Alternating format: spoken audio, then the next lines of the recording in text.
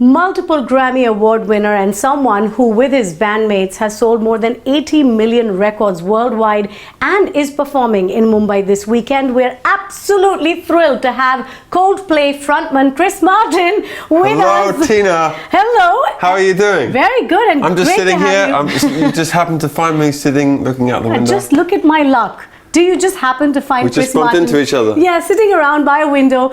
But it's great to have you in India. Well, it's great to be here. And thank you for talking to us. It's a pleasure. Thank you for talking to me. So, you know what? There is so much excitement built up around your concert. Oh, yeah, really. So how are you preparing for it? Because I don't know if you know the extent of how crazy fans are for Coldplay in India. Well, I'm just so happy to be here. We're all happy to be here. And the preparation has been like, what, 1 year of touring? Yeah. Well, really 20 years of touring. Well, that's true. We saved it. We thought we shouldn't come here until we've done 20 years practice. Yeah, get ready for the Indian crowds. Yeah, like, you know what we need to do? We need to do like 700 gigs before we come here. So is that the number now? I don't know, something like that. And then on Saturday, then it means we really know what we're doing. Yeah, but you know, so everyone's looking forward to it. Come have a seat. Thank you very much. And it's interesting because, you know, before you came in, there was this rumor doing the rounds a few days ago that the ticket prices for this concert were like 5 lakh rupees, which is about 6,000 pounds. Really? Yeah. Did you hear about that? No. No, we now know that that was a rumor and that's not actually the case, which is what I want to talk to you about. So this is much more than just a concert because there's a charity angle here. Well, most of the tickets actually were earned by social action because we're bringing this thing called Global Citizen Festival here to Mumbai, which we're so excited about, which is why we have such a diverse lineup at the concert. Yeah. And most of the audience have got their tickets by doing something useful for the planet or for other people. Like signing up for cleaning up the city or supporting, you know, sanitation in cities or checking that kids have what they need to go to school, you know, holding people accountable and just doing great, cool stuff in the world. So that's how most people have got their tickets. Which is fantastic. Yeah. And, you know, so that's how you can actually link something of this size, this huge spectacle, a huge concert with actual charity work that, you know, goes to the ground. Yes. Yeah. It just felt like, you know, we've been desperate to come and play here for such a long time. And in the last few years, we've become very close with Global Citizen as an organisation because we just really believe in that philosophy of looking after your fellow humans and seeing us all as one big family. And it just seemed like a perfect opportunity to come to somewhere that's this vibrant and this colourful and, you know, sort of contains the world within itself. That's what I feel about India. I think that's really well said. That kind of describes India, doesn't it? Yeah, so it's a great thrill for us to be here. It's a great honour. And it's a bonus that we have some fans here who are excited. Some. That would be the understatement of the century. But tell me, how did this one come about then? Because we know that you were here last year, of course, to chalk out the plans. We understand you met the Prime Minister, you know, to really figure out this event, which is happening now. What was that like? What was that meeting like? Well, that was a very interesting day because we started that day in one of the poorest areas of Delhi. Okay. In what I guess you would call the slums. Yes. Is that allowed? You to say that? Yeah. And then ended up with the Prime Minister's peacocks.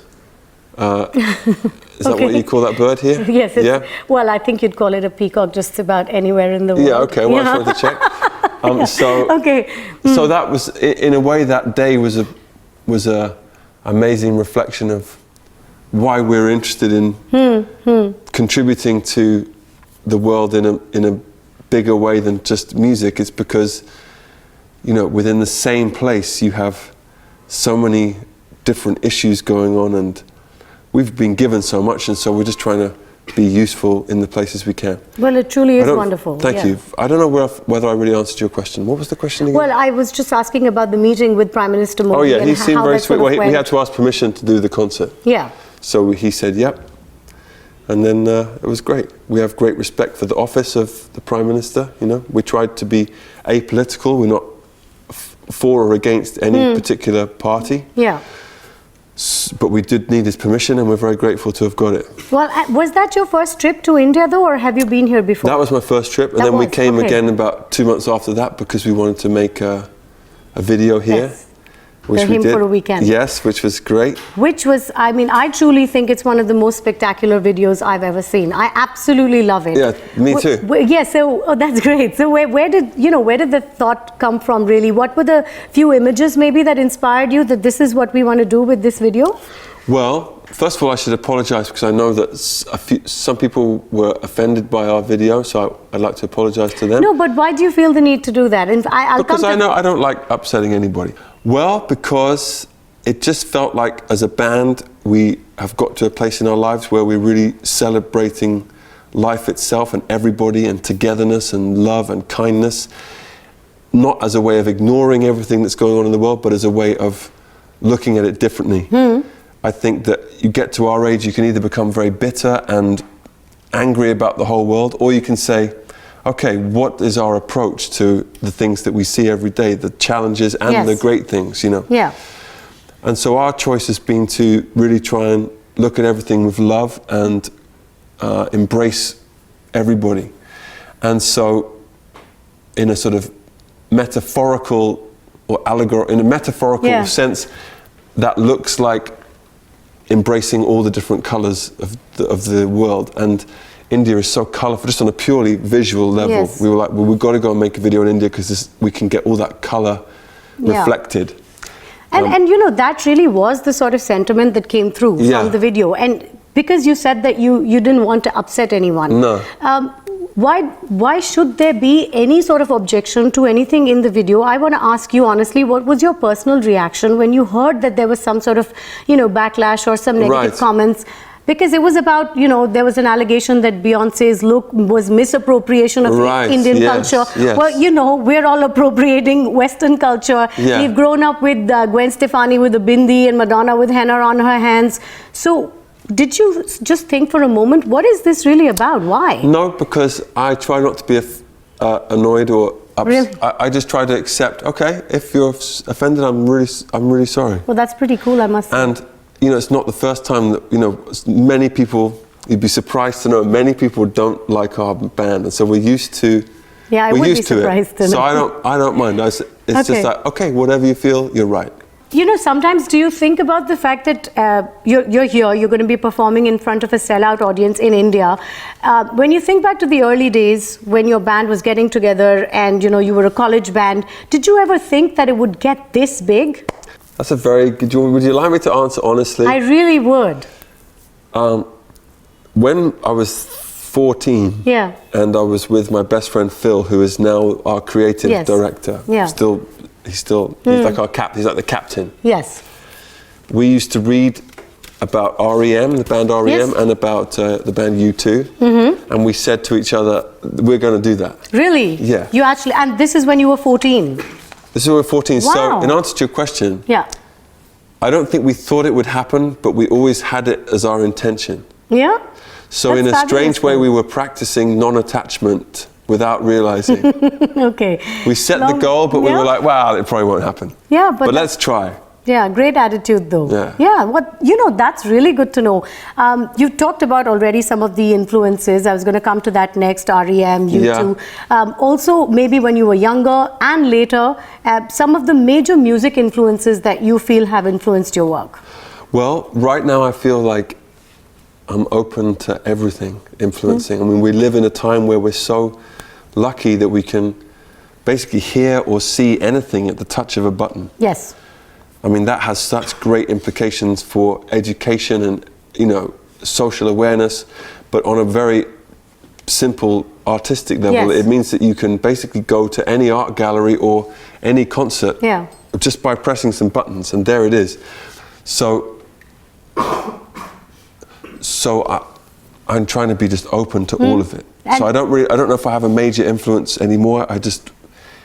Today I was listening to a song by a girl called Ariana Grande. Then I was listening to A.R. Rahman because we've been listening to a lot of his music. And then there's this big song at the moment in America called Black Beatles. So it's just all over the place. Yeah, so that's you know, like you're saying, there's sort of global integration that can happen easily now. Right. Are you planning any collaborations? And we'd really like to know. You mentioned Rahman. Right. So any collaborations with Indian musicians in the pipeline? At the concert. At the concert, maybe yes. We'll see. Okay. I mean, we'd really like to the main thing we'd like to do is do our own show because we've never played here before. But I mean, like in the future. Yes, in the future. Yeah, I'm open to anything. Oh. I'm open to anything. Okay, so that would be wherever interesting. life takes us. Okay, well, do you feel your music has, of course you do, because you've said so, you feel your music has evolved because you've become open to a lot more kind of influences. Where do you think the evolution has really brought you? Because I know some fans who talk about the fact that maybe the first two albums were more of a alternative, trippy sort of vibe, and then there was a distinct movement towards a more popular sound. Was that something intentional, or did that just happen? Well, on certain songs, I would agree. Okay. I would say that I don't want this to sound too weird, but music to me is like an ocean that you get to swim in. So I don't really feel like you create, I feel like songs are gifts. You know, we're just, in a way, you're the servant of a song. So, you know, this is why people love your lyrics. Just look at how well you've put that just now. When a good song arrives, whenever it arrives in the middle of the night or something, it seems to speak itself.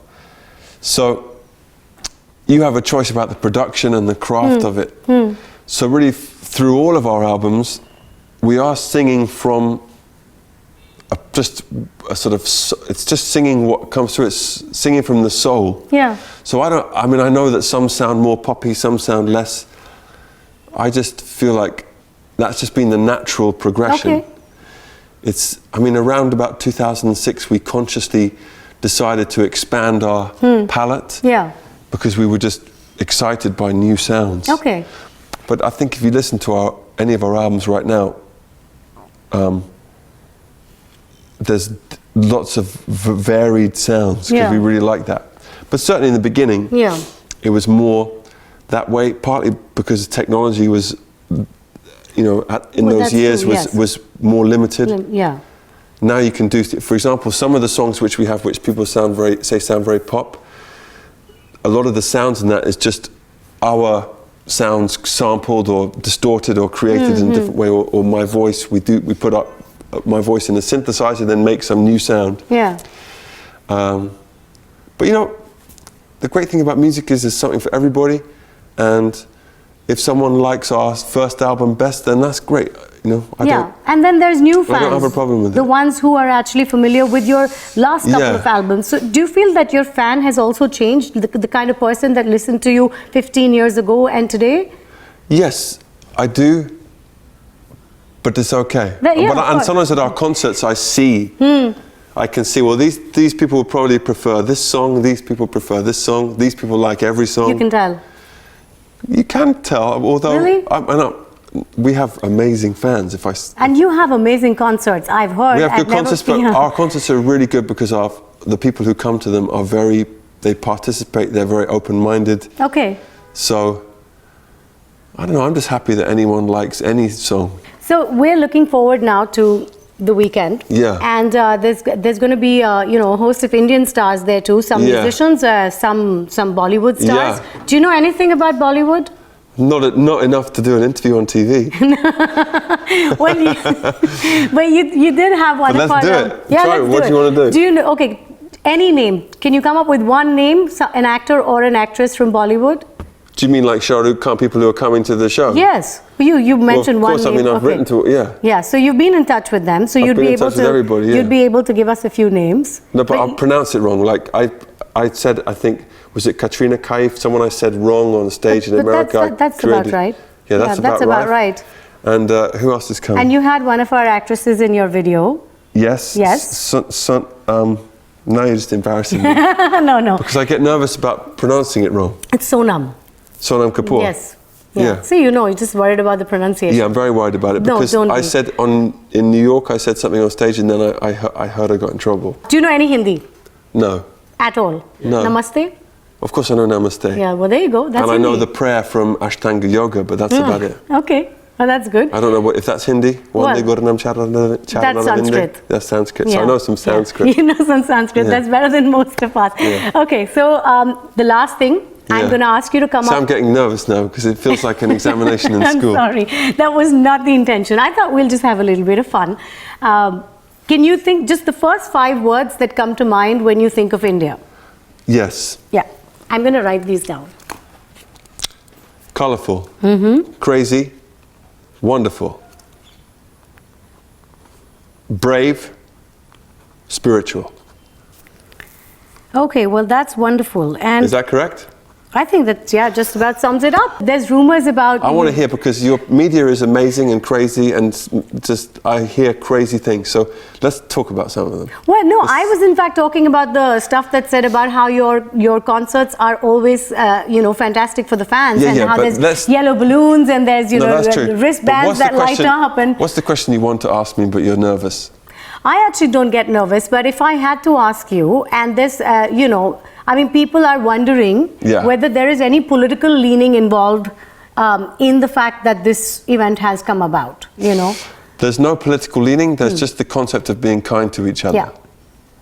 I'm sure there's some politicians coming who have political leaning, but I personally, and the festival itself, just supports humans in general. I think that's a wonderful note to end on. Chris Martin, all right. Thank you so much. Thank you very much. It's been such a pleasure. What a treat. I failed my exam, but that's okay. No, you did well. Thank you. Thank you. Thank you, everybody.